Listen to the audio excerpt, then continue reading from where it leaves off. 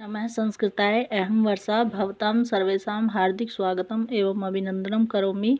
तो आज हम संस्कृत कारक प्रश्नोत्तरी की प्रश्न नंबर 628 से लेकर के और आपको 673 तक कराएंगे।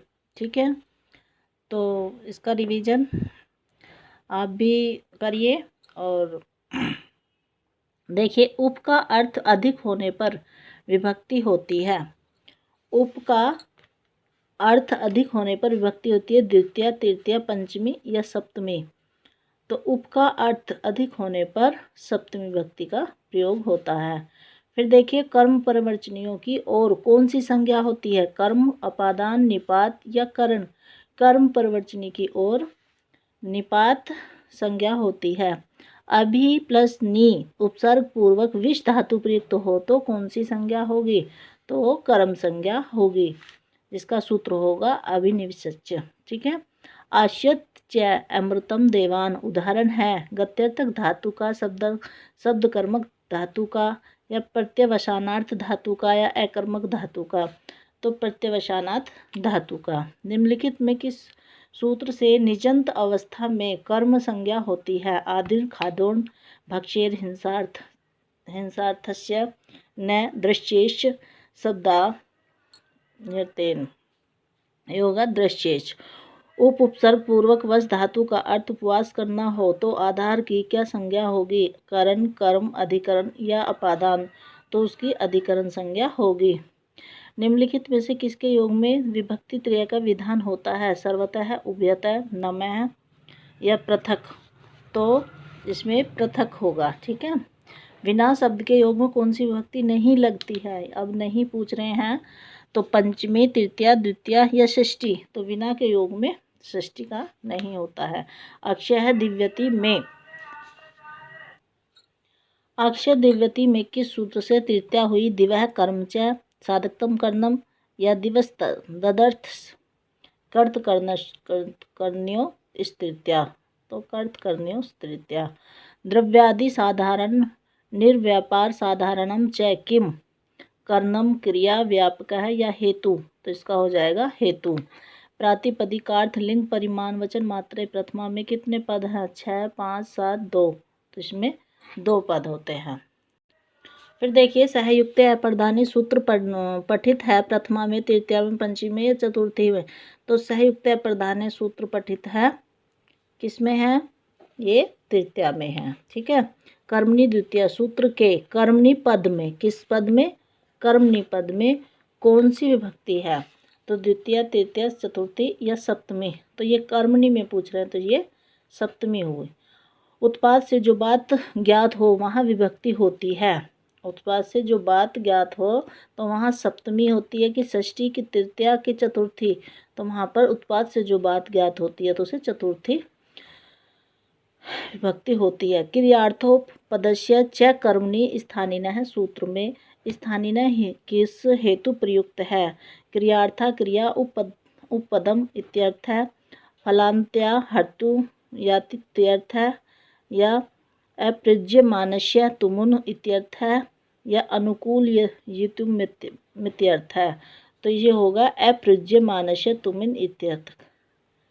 ठीक है।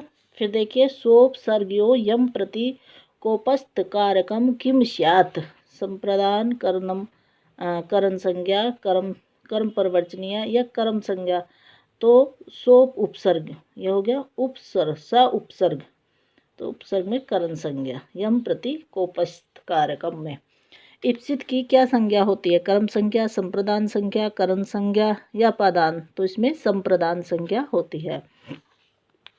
फिर देखिए, यह है प्रियागम गंगा प्रवृत्ति। प्रियागम गंगा प्रवृत्ति सम्या द्वितीय कृते सह। तो सम्या। अनुहरि सुराहा किस सूत्र का उदाहरण है? हेतु, अनुलक्षणे, हीने या तृतीयार्थे। तो अनुहरिशुरा का हीने में होगा। सहपादेन खंजर, सह खंजर का आएगा सहपादेन खंजर। पादऊ, पादाय, पादात या पादेन। तो इसमें पादेन आ जाएगा, सहपादेन खंजर। यागाय याति में यागाय में प्रत्यय है घ्य इतच है तुमिन तशिल। तो घ्य प्रत्यय होगा। ध्रुवम पायोपादानम अत्र अपायस्य अर्थ संश्लेष विश्लेष विचलः ध्रुवः, तो ये विश्लेष होगा। ठीक है। फिर देखिए नमः संस्कृताय में किस सूत्र से चतुर्थी हुई है? हितयोगे नमः स्वस्ति स्वाहा हीने ननुलक्षणे, तो ये नमः स्वस्ति स्वाहा।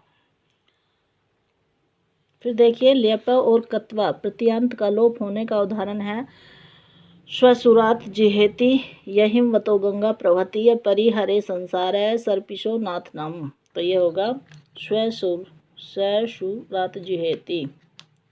ठीक है। फिर देखिए आसक्लाद ब्रह्मा किस अर्थ का द्योतक है? मर्यादा, वर्णन, लक्षण या अभिविधि, तो आसक्लाद ब्रह्मा, तो ये अभिविधि है इसका अर्थ। ठीक है। कृतवर्जितम यद्रणम हेतुभूतम ततः स्यात् चतुर्थी षष्ठी सप्तमी या पंचमी, तो कर्तवर्जितम यद्रणम हेतुभूतम, तो ये होगा पंचमी। अपादान संज्ञा विधायक सूत्र है अपादाने पंचमी हीने भुवः प्रभुवः षष्ठी शेषे, अपादान संज्ञा विधायक सूत्र है हीने। स्वस्वामी भाव संबंधे का विभक्ति सप्तमी पंचमी द्वितीय या षष्ठी, तो स्वस्वामी भाव संबंधे विभक्ति है षष्ठी। हेतु शब्द का प्रयोग होने पर विभक्ति होती है तृतीया षष्ठी सप्तमी या पंचमी, तो ये होती है षष्ठी। ठीक है। फिर देखिए करण संज्ञा विधायक सूत्र है कर्त कर्ण्योस तृतीया साधकतम कर्णम अपवर्गे तृतीया या हेतु, तो करण संज्ञा विधायक का हो जाएगा साधकतम कर्णम। ठीक है। फिर है क्रिया प्रतियत्ने सूत्र का उदाहरण है कटे आस्ते भजे शो संभोश्चन्यो एधोकस्य उपस्कर्णम सताम गतम, तो इसका हो जाएगा एधोत्कस्य उपस्कर्णम। फिर है अधिगर्थ दयेशाम कर्मणि का उदाहरण नहीं है मात्रम स्मृति सर्पिशोदयनम मातु स्मरणम या सर्पिशम ईशनम, तो इसका क्या नहीं है, इसमें नहीं पूछ रहे हैं इसलिए मात्रम स्मृति अधिगर्थ दयेशाम कर्मणि का उदाहरण नहीं है। बाकी ये सर्पिशोदयनम मातु स्मरणम या सर्पिशः ईशनम ये सब किसके होंगे? अधिगर्थ दयेशाम के उदाहरण हैं। हित योगे च सूत्र किस विभक्ति के योग में प्रयुक्त है? तृतीया चतुर्थी या द्वितीया या फिर पंचमी, तो हित योगे च यह सूत्र चतुर्थी विभक्ति का है। राज्ञाम मतः बुद्धः पूजितो वा किस सूत्र का उदाहरण है? त्यक्त्य च वर्तमाने न लोक व्यनिष्ठा खल अनर्थ नाम या अधिकरण वनिनश या गुण कर्मणि वेश्यते, तो ये होगा त्यक्त्य च वर्तमाने। ठीक है। क्रिया का असंपादन जिसकी सहायता से हो उसकी क्या संज्ञा होती है? संप्रदान, अपादान, करण या फिर कर्म। क्रिया का संपादन जिसकी सहायता से, क्रिया को जिसकी सहायता से किया जाता है संपादन है ना, तो ये हो जाएगा करण। ठीक है। फिर देखिए अपादान संज्ञा विधायक को कुल सूत्र कितने हैं? 12, 8, 18 या 5, तो अपादान संज्ञा विधायक के कुल सूत्र हैं 8।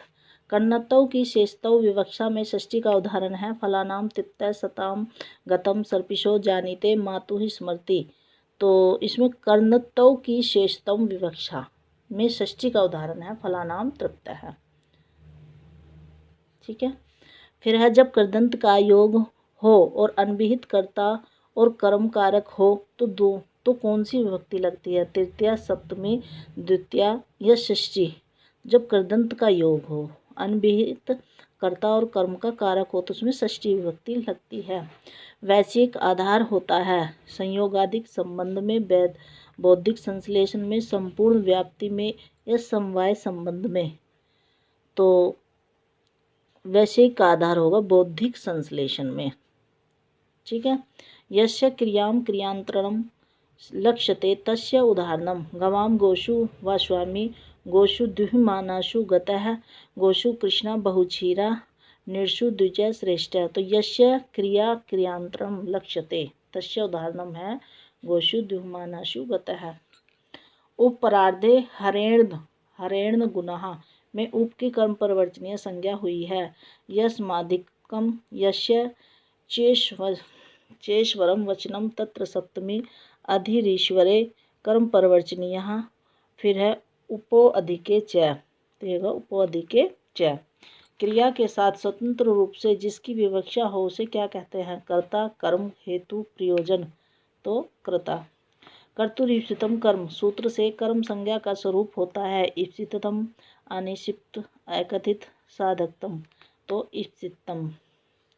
प्रस्तोभिः उदाहरण है लिंग मात्रे, वचन मात्रे, परिमाण मात्रे या संबोधने, तो इसमें परिमाण वास्ते होगा, परिमाण मात्रे। हिमवतः गंगा प्रवृत्ति से संबंधित सूत्र है पराजेर सोढ़ है, आख्यातोपयोगे है, अपरिवर्जने भुव प्रभुव है, तो हिमवतः गंगा प्रवृत्ति में भुव प्रभु है। जब उपवश धातु का अभिप्राय निवास करना हो तब उसका आधार रहता है अधिकरण, करण, कर्म या अपादान।